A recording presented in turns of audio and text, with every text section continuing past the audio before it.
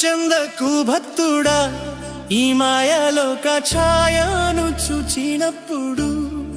భయము చెందకు భక్తుడా, ఈ మాయలోక ఛాయను చూచినప్పుడు.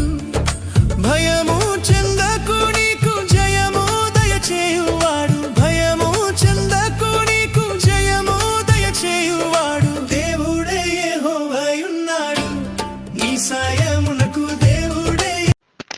మన ప్రభువును రక్షకుడైన యేసుక్రీస్తు ఘనమైన నామములో మీ అందరికీ శుభములు తెలియజేస్తున్నాము. పరిశుద్ధ గ్రంథమైన బైబిల్లో నుంచి మత్తయి సువార్త 5వ అధ్యాయము 44వ వచనములో ఈ విధంగా వ్రాయబడి ఉంది.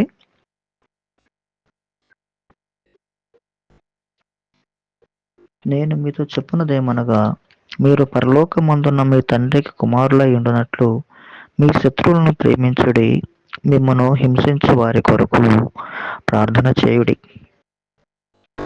లూకా తాను రచించిన అపోస్తుల కార్యముల గ్రంథములో ప్రారంభంలో ఈ విధంగా వ్రాస్తూ ఉన్నాడు.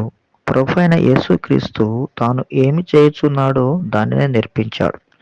తాను చేయనిది ప్రభువు ఎప్పుడు కూడా చేయమని నేర్పించలేదు, చెప్పనూ లేదు. ప్రభు అయిన యేసుక్రీస్తు వారు మానవులను నరకము నుండి, పాపపు శిక్ష నుండి తప్పించబడినంతగా ప్రేమించాడు. అందుకోసమే తాను స్వయముగా శరీరధారిగా ఈ లోకానికి వచ్చాడు. ప్రభు అయిన యేసుక్రీస్తు వారు తన దైవత్వమును ఒక అధికారముగా ఎప్పుడూ భావించలేదు.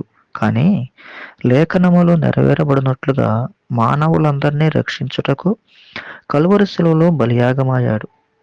మానవునిలో ఉన్న పాప నైజము ద్వారా దేవునికి దూరమై ఉండగా తన ప్రేమను వెల్లడిపరచుట కొరకు వారి కోసము బలియాయాడు. మానవుల్లో ఉన్న పాపము చేత దేవునికి అవిధేయతగాను, విరోధులుగాను జీవిస్తూ నీతి మార్గమును అనుసరించలేక దేవుణ్ణి ఎంతగానో బాధిస్తూ ఉన్నప్పటికీ అటువంటి వారందరి కోసము ప్రభు అయిన యేసుక్రీస్తు వారు, తండ్రి, వీరేమి చేయుచున్నారో వీరికి తెలియదు కనుక వీరిని క్షమించుము అని ప్రార్థిస్తూ ఉన్నాడు.